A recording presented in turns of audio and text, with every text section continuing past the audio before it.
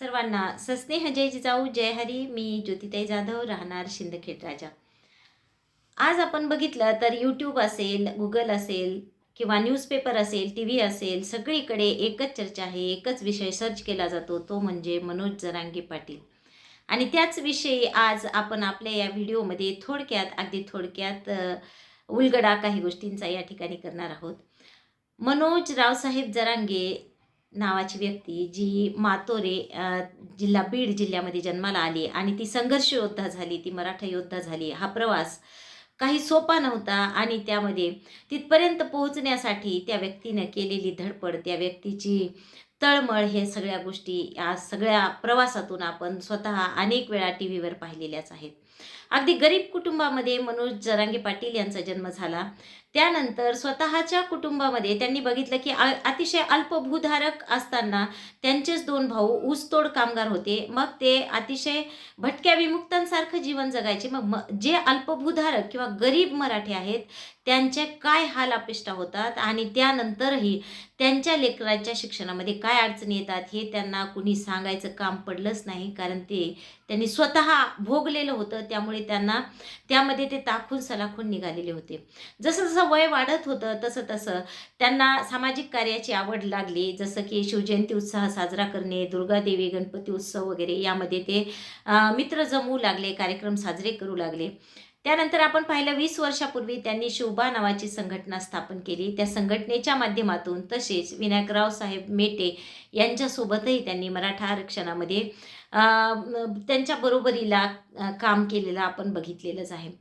पण ज्यावेळी मनोज जरांगे पाटील हे आज हे जे नाव आहे किंवा जे आज संघर्ष योद्धा म्हणून ओळखले जातात, त्यामागे सगळ्यात महत्त्वाचं कारण हे आहे की त्या व्यक्तीनं समाजाला आपलं मायबाप मानलेलं आहे.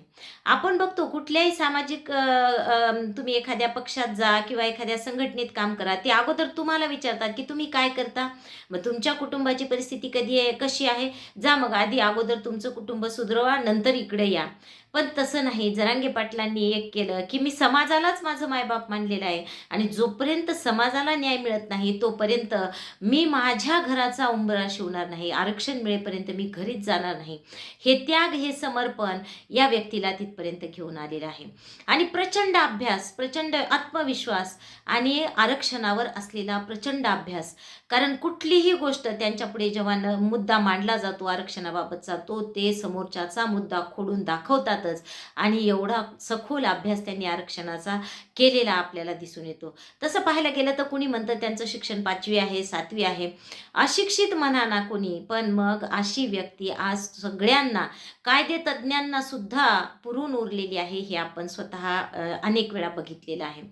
आणि उपोषण, जसं आपण पाहतो की गांधीजींनी सत्याग्रहाचं हत्यार म्हणजे स्वातंत्र्यासाठी सत्याग्रहाचं हत्यार स्वीकारलं होतं किंवा सत्याग्रहाने आणि अहिंसेच्या मार्गाने आपण स्वातंत्र्य मिळवू शकतो, हे जगाला दाखवून देणारे महात्मा गांधी. आणि त्याच धर्तीवर मनोज जरांगे पाटील यांनी दाखवून दिलंय की उपोषण हे किती प्रभावी अस्त्र आणि शस्त्र सगळंच होऊ शकतं. तुम्ही शांततेच्या मार्गाने तुम्ही शासनाला झुकवू शकता, तुमच्या मागण्या मान्य करून घेऊ शकता.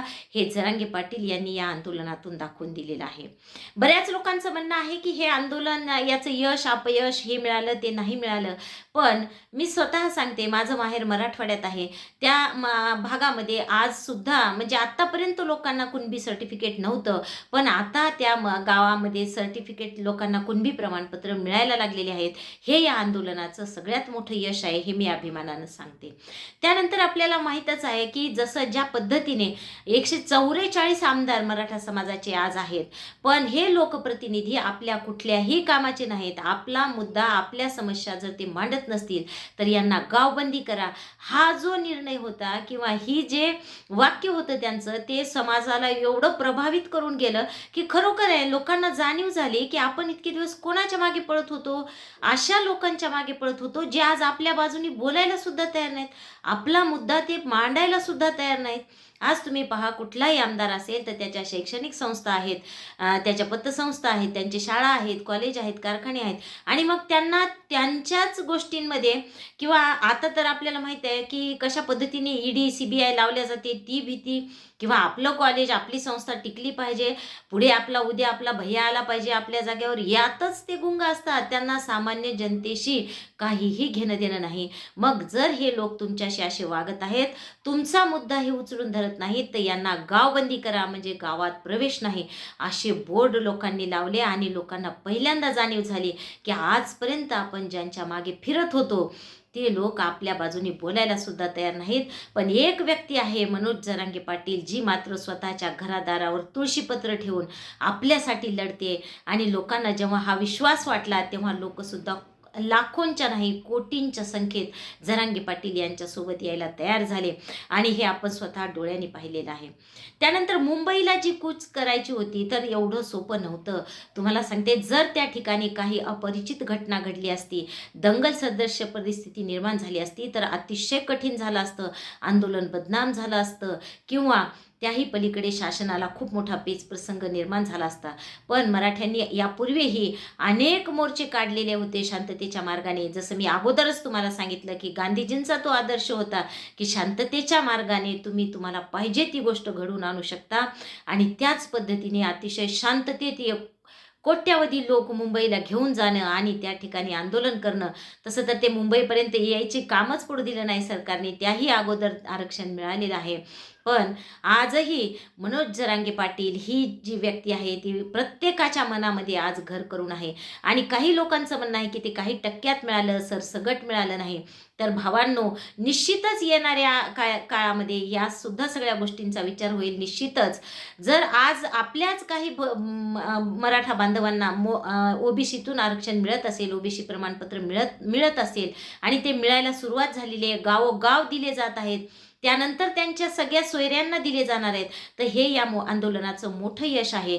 आणि त्या ठिकाणी आपण मनोज जरांगे पाटील यासारखी जी व्यक्ती आहे ती अतिशय पूजनीय आहे. त्यांची आपण सुद्धा तेवढ्याच पद्धतीने त्यांचा आदर सन्मान केला पाहिजे, आदर सत्कार केला पाहिजे. कारण पुन्हा पुन्हा असे मनोज जरांगे जन्माला येत नाहीत, हे आपण ओळखून घेतलं पाहिजे. या ठिकाणी थांबूयात. धन्यवाद. जय जिजाऊ, जय शिवराय.